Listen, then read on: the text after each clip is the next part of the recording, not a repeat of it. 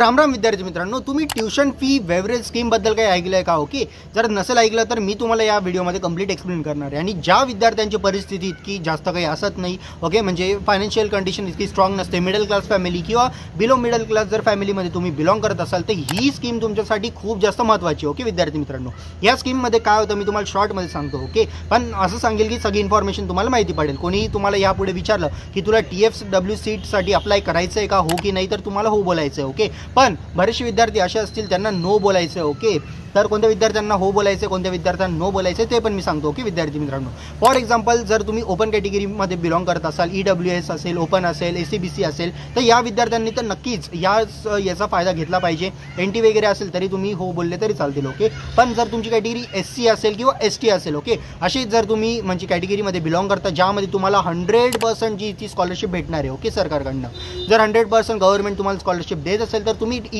TFWS सीटसाठी no करा. Okay, तर विद्यार्थी मित्रांनो नो का बरं करा, तर हे बघा, जर तुम्ही त्याच्यासाठी येस केलं अप्लाय आणि तुम्हाला ती जर त्या सीट म्हणजे TFWS सीट थ्रू जर तुम्हाला ॲडमिशन भेटून गेलं विद्यार्थी मित्रांनो, तर त्यामध्ये काय होईल, तुमची जी पण फीज वगैरे असेल ती 100% स्कॉलरशिप नाही भेटणार. ओके, मिनिमम फीज तुम्हाला द्यावी लागेल. ओके, तर या स्थितीमध्ये जर तुम्हाला जर नो केलं असतं तुम्ही, तर गव्हर्नमेंट असं पण तुम्हाला 100% स्कॉलरशिप तर देऊनच देणार आहे, तुम्हाला TFW सीट भेटो की नाही भेटो, तर या स्थितीमध्ये तुमचा फायदा आहे. ओके, पण जर त्याच जागेवर एखाद्या ओपन कॅटेगरीच्या विद्यार्थ्याला TFWHच्या ACBCच्या विद्यार्थ्याला जर ही सीट भेटली तर नक्कीच त्याला जी 50% फीज लागणार होती किंवा ओपनवाल्यांना 100% फीज जे येते, फॉर एक्झाम्पल कोणत्या कॉलेजची फीज 1 लाख रुपीज आहे ती लागणार होती, तर ती ट्युशन फीज जे पण असेल ते मायनस करून जे पण नॉमिनियल चार्ज असतील, फॉर एक्झाम्पल 10,000 20,000 किंवा अंडर 20,000 याची चार्ज वगैरे पडतो जर एखाद्या कॉलेजची फीज 1 लाख प्लस असेल तर. ओके, तर ती फीज तुमची ह्यापेक्षा पण कमी आहे. ओके, 20-15 पेक्षा पण कमी काही वेळेस होऊन जाते. ओके,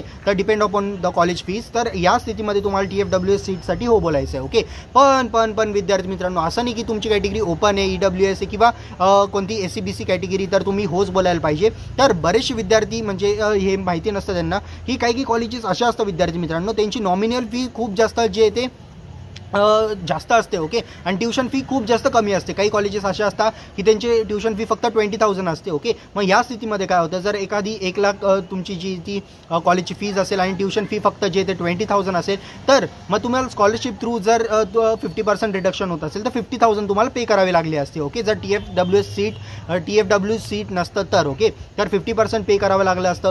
पण आता तुम्ही TFW सीटसाठी अप्लाय केलं होतं आणि त्या कॉलेजची ट्युशन फी जी ती फक्त 20,000 होती, तर मग 1 लाखमधून जर 20,000 मायनस केले तर 80,000 उरता विद्यार्थी मित्रांनो. तर 80,000 फीस तुम्हाला पे करावे लागेल. ओके, तर गव्हर्नमेंट जे ते याच्यामध्ये काही स्कॉलरशिप देणार नाही, कारण की तुम्हाला TFWS सीट भेटलं होतं, ट्युशन फी ऑलरेडी तुमची रिड्यूस झाली होती. ओके, तर यामध्ये तुम्हाला जे ते माहिती करून घ्यायचं की कोणत्या कॉलेजमध्ये किती फीज आहे आणि ट्युशन फी किती आहे हे पण ब्राउचरमधून तुम्ही त्या कॉलेजचं माहिती करून घ्या. ओके, आणि जर तुम्हाला वाटत असेल विद्यार्थी मित्रांनो की दादा या झंझटीत आम्हाला पडायचं नाही, आम्हाला माहिती नाही की कोणत्या कॉलेजची किती फीज आहे वगैरे, आम्हाला जे ते तुम्हीच एक कॉलेजची लिस्ट बनवून द्या, तर विद्यार्थी मित्रांनो नक्कीच आपल्या काउन्सिलिंगसाठी तुम्ही अप्लाय करा.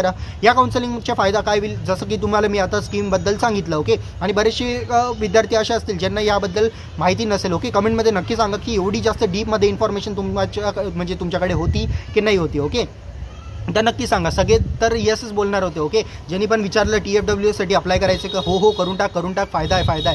पण अरे बाबा, तुम्ही नीट विचार करा ना त्याचा, की त्याचा जितका ज्या गोष्टीचा फायदा पण असतो त्या गोष्टीचं नुकसान पण असतं. ओके, तर अशा विद्यार्थ्यांनी लाभ घेतला पाहिजे की जेणेकरून जेन्युइनली त्या कॉलेजमध्ये जाऊन TFWS सीट भेटून तुमचा फायदा आहे. ओके, तर मी तुम्हाला सांगितलं इन शॉर्टमध्ये सांगतो, SC कॅटेगरी ST कॅटेगरी यापासून जर लांब राहील तरी चालेल. ओके, तर तुम्ही अप्लाय नको करू, अशी पण 100% स्कॉलरशिप तुम्हाला भेटणार आहे. ओपनच्या विद्यार्थ्यांना त्याच्यानंतर OBC असेल, EWS असेल, ACBC असेल, NT असेल, या विद्यार्थ्यांना याचा फायदा घेऊ द्या.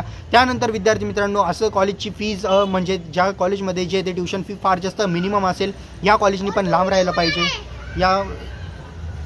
तर अशा कॉलेजेसमध्ये ज्याची फीज एकदम मिनिमम असेल अशा कॉलेजेसपासून म्हणजे ट्युशन फी मिनिमम असेल अशा कॉलेजसाठी अप्लाय नका करू TFWS. बाकी तर मी तुम्हाला सांगितलं. आणि जर तुम्हाला कॉलेजची लिस्ट हवी असेल तर नक्कीच विद्यार्थी मित्रांनो, आपली कॉलेजची लिस्ट तुम्हाला डिस्क्रिप्शन बॉक्स आणि कमेंट बॉक्स दोघांमध्ये भेटणार आहे. ओके, यामध्ये तुम्हाला कॉलेजचा सिरियल नंबर, कॉलेजचा कोड, कॉलेजचं नेम, कॉलेजचं लोकेशन, त्यानंतर कॉलेजचे कट ऑफ, ओके, सर्व काही भेटेल. इंजिनिअरिंगसाठी पण फार्मसीसाठी पण. तर नक्की जा आणि पिंक कलरचे जे पण कॉलेजेस असतील टेक्स्टमध्ये ते तुम्हाला ऑटोनॉमस कॉलेजेस भेटतील. आणि जे पण असे कॉलेजेस असतील ज्याला येलो कलरचा हायलाईट आहे, एक तर त्या कॉलेजमध्ये जे ते म्हणजे CS ब्रांच अवेलेबल नाही, आणि ज्या कॉलेजमध्ये पिंक कलरचा टेक्स्ट प्लस येलो कलरचा हायलाईट असेल अशा म्हणजे याच्यामध्ये ना त्याच्यामध्ये CS ब्रांच तुम्हाला भेटेल आणि ते कॉलेज पण ऑटोनॉमस असेल. ओके, तर अशी होती विद्यार्थी मित्रांनो. आय होप की सगळी इन्फॉर्मेशन तुम्हाला माहिती पडली असेल. तर मी भेट तुम्हाला नेक्स्ट व्हिडिओमध्ये. तोपर्यंत जय हिंद, जय महाराष्ट्र. आणि काउन्सिलिंगसाठी नक्की अप्लाय करा.